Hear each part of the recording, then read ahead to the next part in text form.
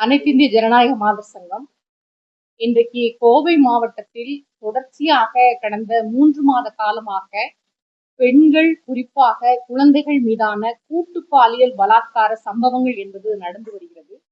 உடனடியாக கோவை மாவட்டத்தினுடைய காவல்துறை தலையிட்டு நடவடிக்கை எடுக்க வேண்டும். தமிழக அரசாங்கம் பெண்கள், குழந்தைகள் மீதான வன்முறை பிரச்சனைகளில் உடனடியான தலையீடுகளை செய்ய வேண்டும். பாதுகாப்பான ஒரு சூழலை, பெண்களுக்கும் குழந்தைகளுக்கும் பாதுகாப்பான ஒரு சூழலை ஏற்படுத்திட வேண்டும் என்பதற்காக இந்த பத்திரிகையாளர் சந்திப்பை நாங்கள் நடத்தி வருகிறோம். குறிப்பாக கோவை மாவட்டத்தில் ஒரு 5 சம்பவங்கள் என்பது தற்போது நடந்திருக்கிறது. ஒன்று, அவங்க எல்லாருக்குமே தெரியும், சூலூர்ல 10 வயது சிறுமி கூட்டு பாலியல் பலாத்காரத்துக்கு உள்ளாக்கப்பட்டு படுகொலை செய்யப்பட்ட சம்பவம். அடுத்தது, தொண்டாமுத்தூர்ல காதலிக்க மறுத்த காரணத்தினால குற்றவாளி அந்த பெண்ணுடைய வீட்டுல பெட்ரோல் குண்டு வீசின சம்பவம் என்பது நடந்துச்சு. இப்போ ஒரு வாரத்துக்கு முன்பாக அன்னூர் மேட்டுப்பாளையம் சாலையில ஒரு 25 மதிக்கத்தக்க பெண்ணினுடைய அழுகிய நிலையில பெண் சடலம் என்பது கண்டெடுக்கப்பட்டது. இன்றைக்கு அவர் கணவர் படுகொலை செய்யப்பட்டிருக்கிறார் போலீஸ் தகவல்கள் என்பது வெளிவந்திருக்கு. நேற்றைய தினம் சூனாபுரம் பகுதியில இதே மாதிரியான ஒரு பெண்ணுடைய சடலம் கண்டெடுக்கப்பட்டிருக்கு. குறிப்பாக தமிழகம் முழுவதும் இத்தகைய வன்முறை சம்பவங்கள் அதிகரிச்சுட்டு வரத பார்க்கிறோம். கோவையில அதிகமாக இந்த வன்முறை சம்பவங்கள் நடக்கிறத பார்க்கிறோம். மிகுந்த கவலையோடு ஜனநாயக மாதர் சங்கம் இதை பார்க்கிறது. உடனடியாக கோவை மாவட்ட காவல்துறை இப்போ சிங்கப்பெண் படையெல்லாம் தமிழக அரசு அறிவிச்சிருக்காங்க. ஆனா போதுமான நடவடிக்கைகள், குறிப்பாக கிராமப்புறங்கள்ல பெண்களுடைய பாதுகாப்பு என்பது இதுக்கு கேள்விக்குறியாக்கி ஆக்கப்பட்டிருக்கிறத பார்க்கிறோம். உடனடியாக நடவடிக்கை என்பது எடுத்திட வேண்டும். பொதுவாக போதை கலாச்சாரம் என்பது இதற்கு மிக முக்கிய காரணமாக இருப்பதை பல்வேறு நிகழ்வுகளை பார்க்கிறோம். தமிழ்நாட்டினுடைய அரசாங்கம் ஆட்சி பொறுப்புக்கு வந்தவுடன் ஒரு 717 டாஸ்மாக் கடைகள் மூடப்படும் சொன்னாங்க. அது நடந்திருக்கு. ஆனாலும் கூட மூடப்பட்ட டாஸ்மாக் கடைகள் பல இடங்களில் திறந்திருப்பதாக தகவல்கள் வெளிவருது. இன்னும் கோவை மாவட்டத்துல பள்ளிகளுக்கு அருகில, பொதுமக்கள் கூடக்கூடிய இடங்கள்ல, கோவில்களுக்கு அருகில, மருத்துவமனைகளுக்கு அருகில் செயல்படக்கூடிய டாஸ்மாக் கடைகளை மூடுவதற்கான ஏற்பாடுகளை செய்ய வேண்டும். டாஸ்மாக் கடைகளை தாண்டி இன்றைக்கு கஞ்சா போன்ற போதைப் பொருட்கள் கிராமப்புறங்களுக்குள் பெரிய அளவில் நடமாட்டம் என்பது இருக்கிறது.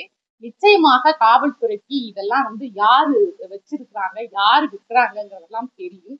ஆகவே இதை தடுத்து நிறுத்துவதற்கான நடவடிக்கைகளை எடுக்கணுங்கிறத கேட்கிறோம்.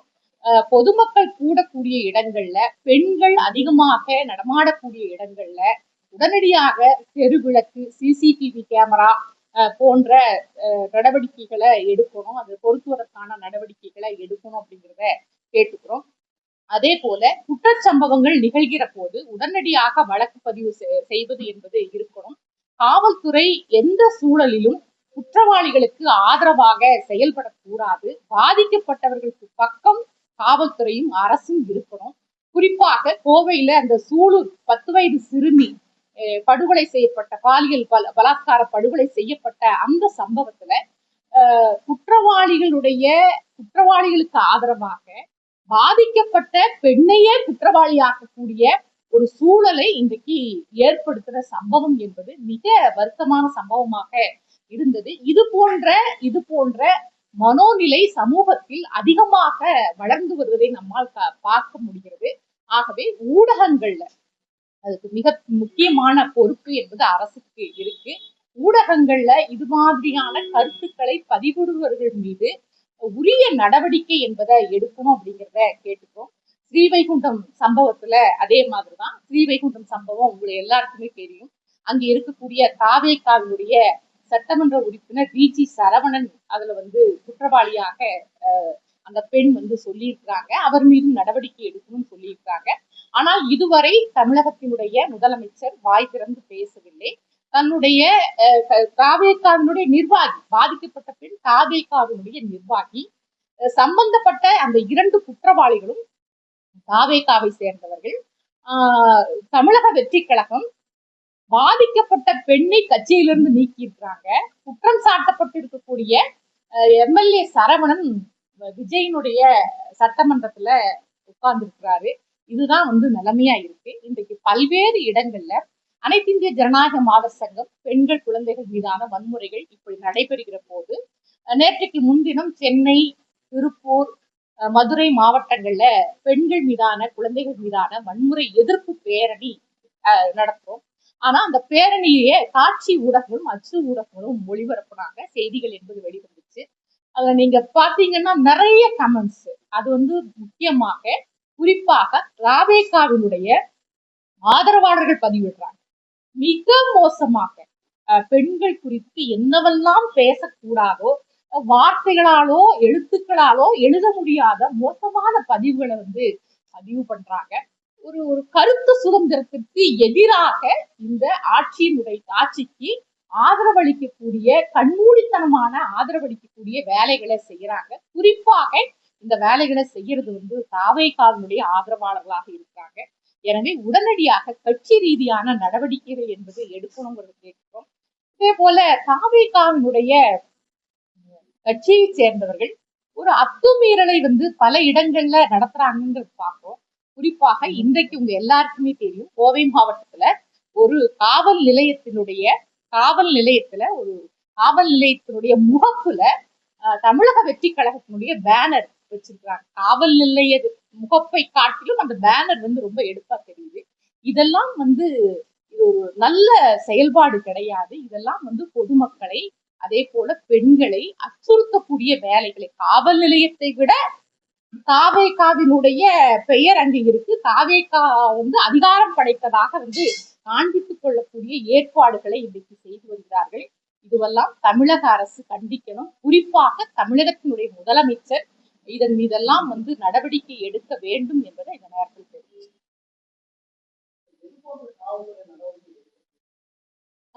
குறிப்பாக குழந்தைகள் மீதான வழக்குகள் வருகிற போது போக்சோ வழக்கு பதிவு செய்யறாங்க. ஆனா பல இடங்கள்ல போக்சோ வழக்குக்கென்று வழிகாட்டப்பட்ட விதிமுறைகள் என்பது மீறப்படுகிறது. குறிப்பாக காவலர்களுடைய சீருடையில் குழந்தைகளை விசாரிக்க கூடாது என்பது இருக்கு. ஆனா பல்வேறு இடங்கள்ல காவலர்கள் சீருடையில் விசாரிப்பது என்பது இருக்குது. அதே மாதிரி போக்சோ வழக்கினுடைய அதிகாரிகள், விசாரணை அதிகாரிகள் பெண்களாக இருப்பது சரியாக இருக்கும் அப்படிங்கறதுதான் பல வழக்குகள்ல நமக்கு தெரிய வருது. பல வழக்குகள்ல விசாரணை அதிகாரிகள் ஆண்களாக இருக்கிறாங்க. பரிசோதனை என்பது, குழந்தைகள் பரிசோதனை என்பதும் சொல்லப்பட்டிருக்கக்கூடிய போக்சோ வழக்கில் சொல்லப்பட்டிருக்கக்கூடிய மருத்துவ பரிசோதனைகளை தாண்டிய பரிசோதனைகள் என்பதெல்லாம் நடைபெறுவது சரியானது கிடையாது. அதே போல குழந்தைகளை பாதுகாப்பதற்கான இந்த வழக்கு பதிவு செய்கிற போது பாதிக்கப்பட்ட குழந்தைகளை வழக்கின் காலம் முழுவதும் பாதுகாப்பதற்கான நடவடிக்கைகள் என்பது இருக்கணும். அப்படி பல வழக்குகள்ல இல்லை அப்படிங்கிறத பார்க்கிறோம். அதே போல பெண்கள் மீதான வன்முறை சம்பவங்கள் நடைபெறுகிற போது பாதிக்கப்பட்ட பெண்களுக்கு ஆதரவாக இல்லாத காவல் நிலைய அதிகாரிகளாக இருக்கிறாங்க. குற்றவாளிகளுக்கு ஆதரவாக ஒரு ஆணாதிக்க மனோபாவத்தோடு செயல்படக்கூடிய காவல் நிலைய காவலர்களாக இருக்கிறாங்க. இது கூடாது. பாலின சமத்துவத்தோடு செயல்படக்கூடிய காவல்துறையை உருவாக்க வேண்டிய கடமை என்பது அரசுக்கு இருக்கு. அதனாலதான் ஜனநாயக மாதர் சங்கம் காவல்துறையில் இருக்கக்கூடிய அதிகாரிகளுக்கும் காவலர்களுக்கும் பாலின சமத்துவம் குறித்தான விழிப்புணர்வு பயிற்சி முகாம்களை ஏற்படுத்த வேண்டும் அப்படிங்கிறத கேட்கிறோம். ஆகவே காவல்துறையினுடைய செயல்பாடுகள் என்பது மோசமான செயல்பாடுகளாக பல்வேறு வழக்குகளை பார்க்க முடியுது அப்படிங்கிறது.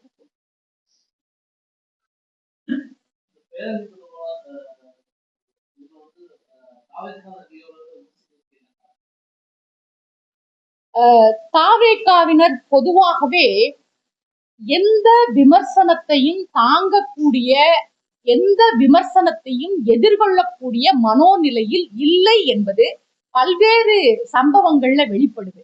அது நீங்க கோவை மாவட்டத்துல 10 வயது சிறுமி அவ்வளவு மோசமாக பாலியல் வன்முறைக்கு உள்ளாக்கப்பட்டு படுகொலை செய்யப்பட்ட சம்பவத்துல மோசமாக அந்த குழந்தையினுடைய அம்மாவை குற்றவாளியாக பதிவுகளை போட்டது தாவேகாவினுடைய ஆதரவாளர்கள்.